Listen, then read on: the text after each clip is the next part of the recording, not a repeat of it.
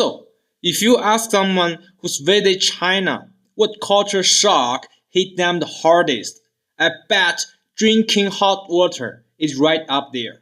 To them, it's basically the mystical Eastern magic.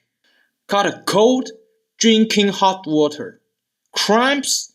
Hot water. Just thirsty? You guess it. Hot water. It's like our default setting for, well, everything. What's funny is we Chinese people don't notice until someone pointed out.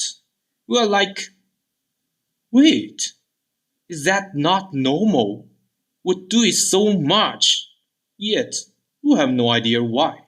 So, today, let's dive into why drinking hot water become a reflex for 1.4 billion people. But before diving, I want to give you a glimpse of what life in China is actually like from a local perspective. Let's be real. A lot of stuff you hear about our food and lifestyles is covered with these zinc filters that make everything look way different than it is. The universal fix, emotional incompetence, or practical care. About 10 years ago, there was this huge meme on the Chinese internet. If a girl said she was sick, the guy would say, drink more hot water. If she was bored, drink more hot water. Period cramps, drink more hot water. It became a standard response for any problem, physical or emotional. By 2013, the phrase drink more hot water had become the official death sentence for any romantic relationship, the universal symbol of a boyfriend's emotional incompetence. But honestly, even now, I don't see the problem. In almost any situation, hot water might not be the best fix, but it's never the wrong one.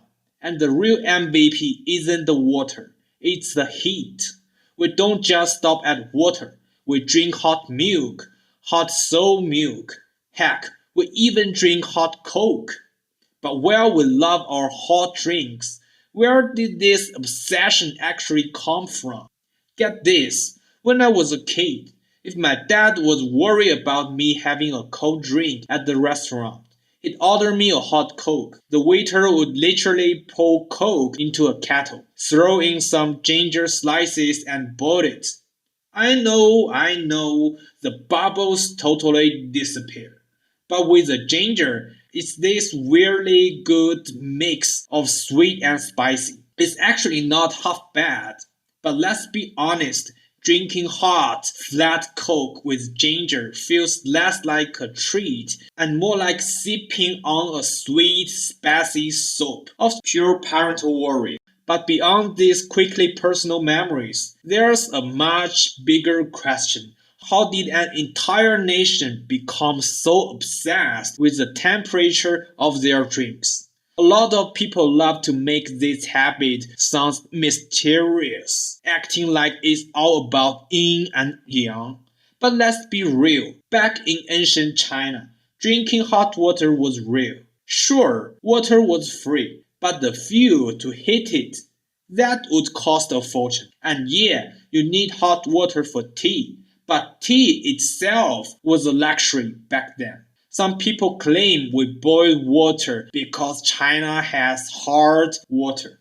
But honestly, it's no harder than what you find in the UK or Canada. Plus, northern China actually has harder water than the south. Yet, the whole hot water trend actually started in the south first. So much for that theory. It turns out our obsession with hot water has less to do with mystical energy and more to do with not wanting to die of a disease. Who'd thought, right?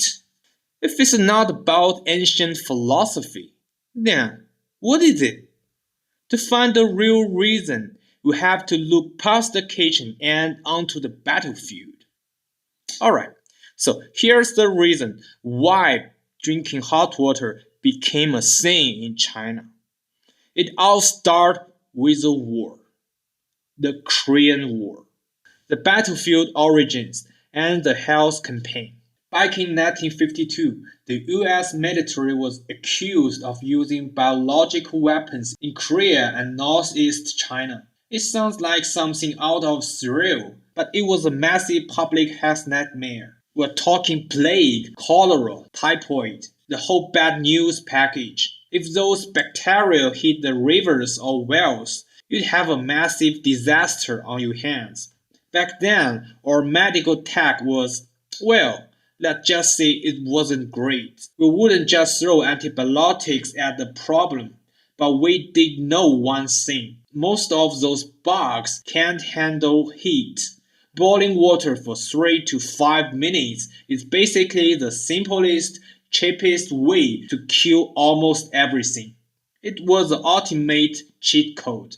Now, if you look this up in Western history books, you find that this is still one of the most hated debates of the Cold War. The US had always denied it, while China presented mountains of evidence, including testimony from captured pilots and a massive 6,000-page report led by the famous British scientist Joseph Needham. But here's the smoking gun that makes most people lean toward the Chinese side. It's the fact that after World War II, the US protected the leaders of Japan's infamous Unit 731, the group that had a lot of experience making these weapons, in exchange for their data. So the tech was there, the motive was there, and the tension was at a breaking point. Whenever or not you believe the official verdict for the people living through in 1952, the threat wasn't a theory. It was a terrifying reality that demanded a national response. So, in March 1952, the government launched a public health campaign. It was a huge deal. They flooded the country with posters, and the message was simple. Don't drink raw water. Drink boiled water. They took a significant concept, sterilization, and turned it into a national order. To make sure people actually did it, they built the facilities. Factories, offices, and schools all got these hot water rooms called 开水房. Even in the countryside, they'd literally bring hot water right to the fields. It was a massive effort to change everyone's habits overnight. Here's a little secret. The hot water room you see in every Chinese factory was actually inspired by the Soviet model. During the 1950s, Soviet engineers helped build China's industry, and they brought their strict hygiene standards with them. We took that boiler room concept and turned a Soviet habit into a Chinese culture cornerstone. All these grand strategies were effective, but they need a practical way to reach every home. That's where the hard way comes in. Take a look at this. It's a giant thermos. We put the boiled water in here to keep it warm, and then put it out whenever we need a drink.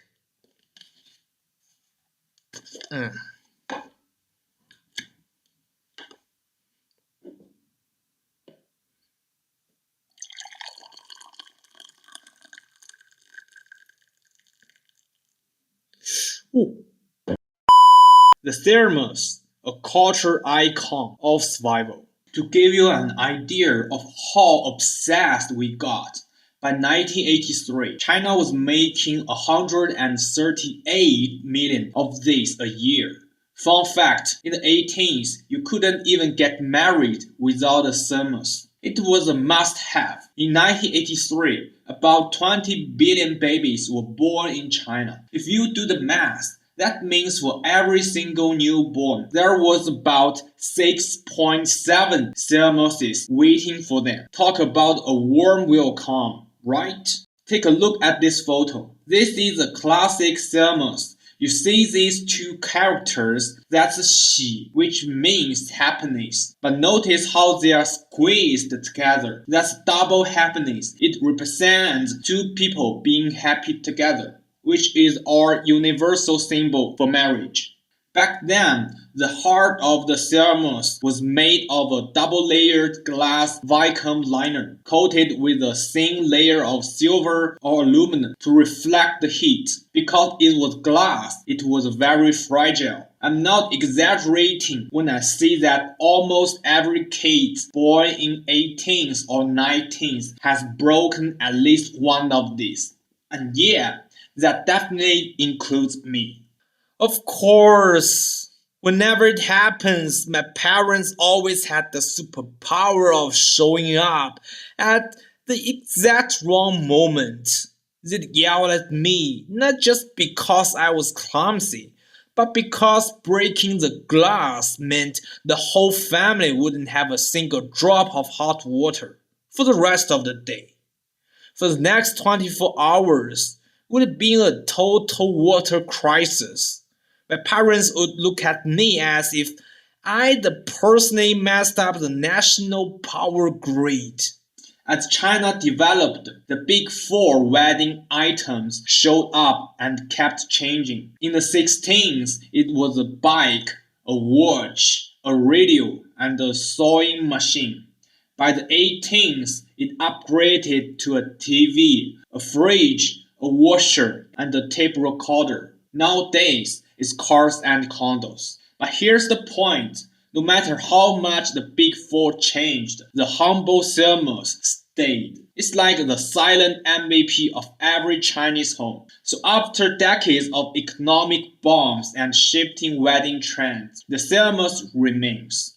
And that brings us back to the meme we started with. Looking at it now, you will realize that drinking more hot water has always been our standard response for bad moods or being sick. Why? Because it actually works. It literally saved our life as a nation. To a girl today, it might feel like a lazy answer. But deep down, we all know the truth. Hot water is a real deal. It's got our back. So, yeah, it might sound like a cliche, but it's a cliche built on survival. But hey, a quick heads up. Well, hot water is great, but boiling hot water is a different story. Super hot drinks can actually hurt your throat, which is why China has one of the highest rates of esophageal cancer in the world. So, yeah, drink it warm, stay hydrated, but maybe don't try to melt you inside. Alright?